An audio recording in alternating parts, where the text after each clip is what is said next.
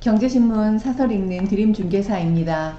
오늘 읽을 매경 사설 제목은 소부장 자립 1년 성과 있었지만 아직 갈 길 멀다입니다. 일본이 반도체 생산에 쓰이는 불화수소, 포토레지스트 등 핵심 소재 수출 규제에 나선 지 내일이면 1년이다.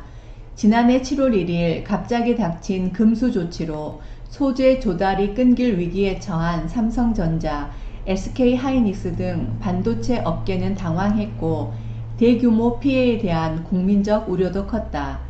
일본이 일제 강제징용과 관련한 대법원 판결을 핑계로 댔지만 이참에 한국 주도의 반도체 시장을 뒤집겠다는 의중도 작용했다는 관측이 많았다.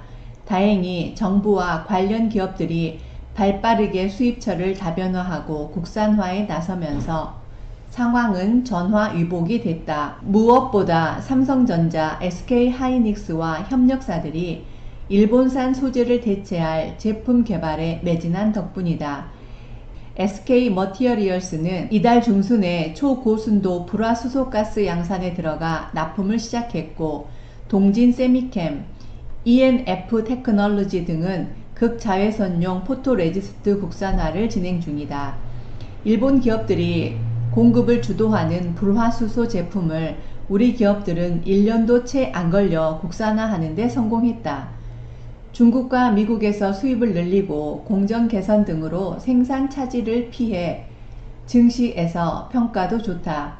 오히려 불화수소, 포토레지스트 등 공급에서 선두였던 일본 기업들이 지난해에 비해 영업이익이 20에서 30% 줄어들며 작지 않은 타격을 입었다. 지난 1년간 첨단 소재 국산화가 성과를 낸 데는 정부와 기업들이 의기투합해 소부장, 소재, 부품, 장비, 업체 자립에 적극 나선 결과다. 하지만 이 정도 성과에 만족해서는 안 된다. 지금도 일본 의존도가 높은 품목이 많아 갈 길이 멀다. 실리콘 웨이퍼를 비롯해 일부 공정에서 사용되는 반도체 원자재는 대일 수입 비중이 아직 높고 빠른 속도로 기술력을 따라가기가 어렵다.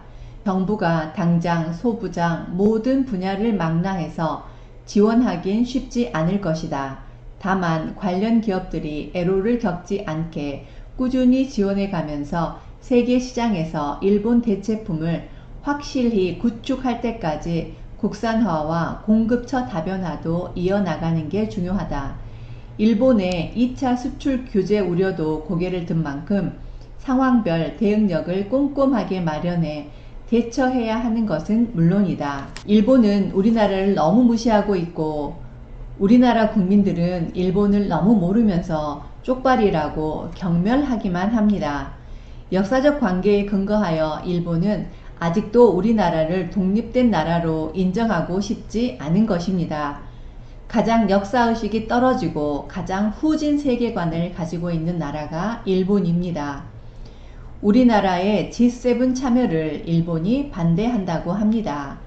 G7에서의 유일한 아시아 대표국의 지위를 잃고 싶지 않기도 하겠죠.